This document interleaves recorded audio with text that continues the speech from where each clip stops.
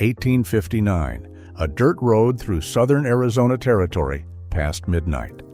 A Concord coach rocks on leather thoroughbraces with 9 passengers crammed into a cabin 4 feet wide.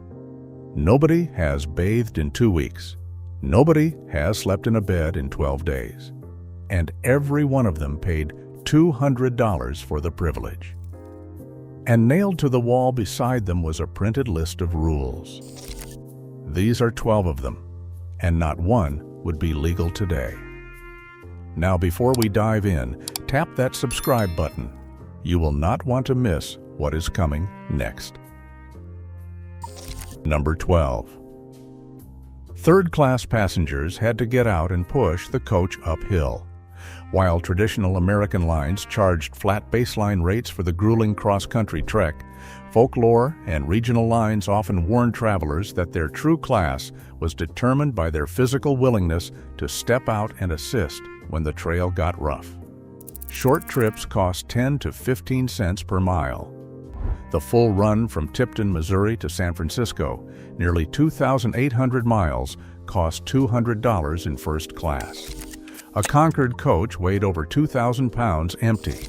Add 9 passengers, their luggage, and the mail, and that total climbed fast. On steep mountain grades, a heavy iron drag was chained to the rear axle for braking on the way down. On the way up, the cheapest ticket holders climbed out into the dust and put their shoulders against the rear of the coach. Women in skirts, men in worn boots, pushed a ton of painted wood and iron through ruts and loose rock, while the first-class passengers sat inside and waited. You paid for the ticket. You paid for the meal at the station.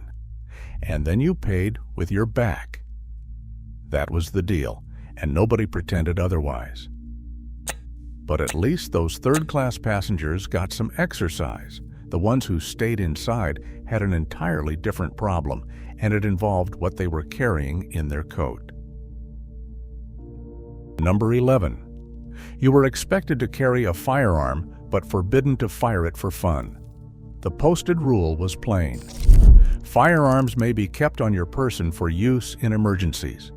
Do not fire them for pleasure or shoot at wild animals, as the sound riles the horses.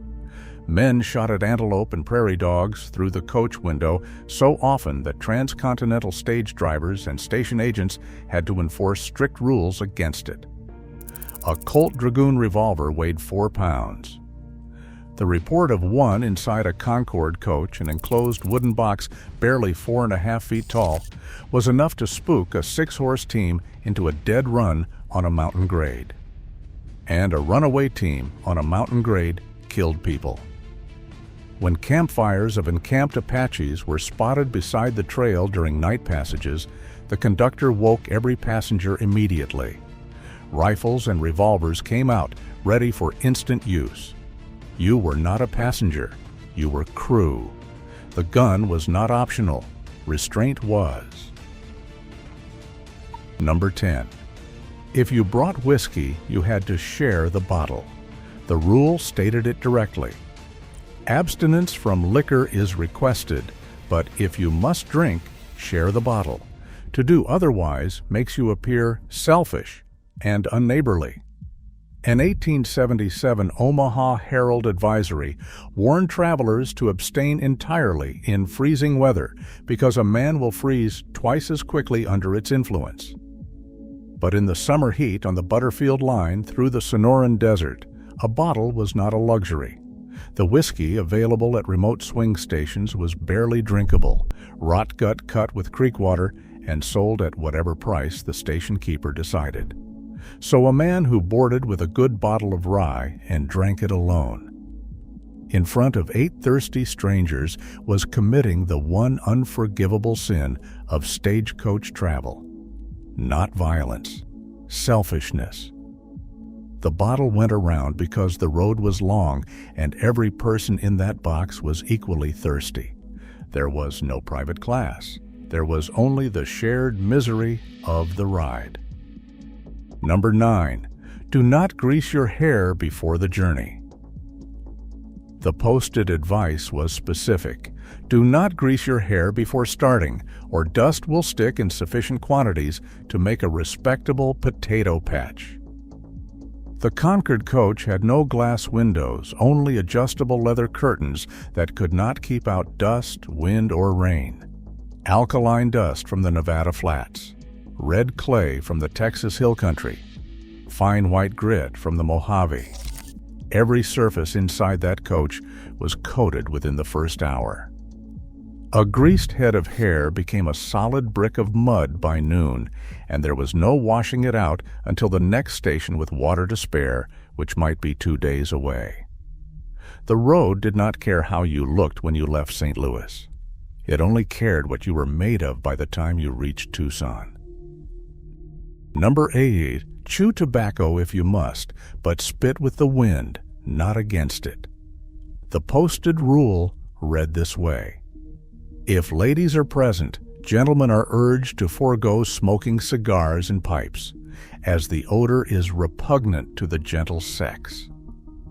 Chewing tobacco is permitted. A man who spat into the wind at 8 miles an hour sent tobacco juice back across the laps of every passenger behind him. 9 people in a cabin 4 feet wide. Dresses, shirt fronts, faces. The rule was not about hygiene. It was about preventing a fist fight at full gallop. They did not ban spitting. They engineered it. That is what a practical society looks like. 5 rules in, and notice something. Not one of these rules is about comfort. Every rule is about coexistence, about surviving a shared space with strangers for days or weeks on end. Today, an airline terms of service agreement runs tens of thousands of words, and nobody reads a single one. The Stagecoach rules fit on a single card, and every passenger remembered every word. These were not travel regulations. They were the terms of a temporary society built inside a wooden box, moving at 8 miles an hour. Number 7. Perfect strangers had to interlock their knees for days. A Concord coach seated 9 passengers, 3 to a bench, on 3 benches.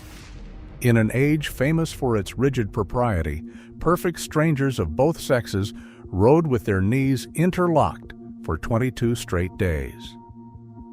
Everyone rode with baggage on their laps and mail pouches beneath their feet. A Victorian woman in full skirts pressed knee to knee with a man she had never spoken to. No privacy, no curtain between them. No escape. They called the arrangement dovetailing, the polite name for a deeply impolite situation. Every rule of propriety that the 19th century held sacred was broken inside that coach by necessity. The road did not observe formalities. Number 6. Certain topics of conversation were strictly forbidden. The posted rule was clear. Forbidden topics of discussion are stagecoach robberies and Indian uprisings. They were the 2 things most likely to kill you on the Butterfield line, and you were not permitted to mention either one. Panic in a 4-foot-wide cabin at full gallop was more dangerous than the threat itself. One frightened man lunging for the door could tip the coach on a narrow grade. So you sat with your fears in silence, watched the desert pass through the leather curtains, and kept your mouth shut. The most dangerous thing on that road was not the bandit or the war party. It was the man who could not stop talking about them. Number 5. Sleep. Sitting up and do not lean on your neighbor. The rule was specific. Do not snore loudly while sleeping or use your fellow passenger's shoulder for a pillow. He or she may not understand, and friction may result. 22 days. No bed, no lying down. The Butterfield Overland ran 24 hours a day, with stops only to change horses every 15 to 20 miles. The Concorde's leather thoroughbraces gave the coach a constant swaying, rocking motion that made some passengers seasick. Mark Twain called it a cradle on wheels, a cradle you could not lie down in. Your head dropped forward, your shoulder bumped the person beside you, and you jerked awake. This happened 100 times a night. Sleep was not a right. It was something you stole 2 minutes at a time, sitting upright, hoping the person beside you would not notice. Number 4. If the horses ran away, do not jump. The posted rule was blunt. In the event of runaway horses, remain calm. Leaping from the coach in panic will leave you injured, at the mercy of the elements, hostile Indians, and hungry coyotes. Stretches between relay stations could run 50 miles or more with nothing in any direction. No road, no settlement, no water. A man who jumped from a coach at full gallop broke his legs, and then he was alone, under open sky, in country he did not know, with no way to walk and no one coming. The rule did not say you would be rescued. It said you would be at the mercy of the elements. There was no rescue team. There was only the coach. Stay in it. Number 3. Hog the buffalo robe and you ride with the driver. Every one of these rules assumed something about the passenger that no airline or bus company assumes today.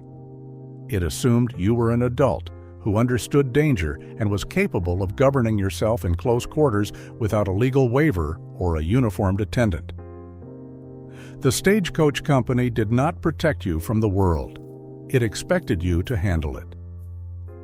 Today, we require warning labels on coffee cups.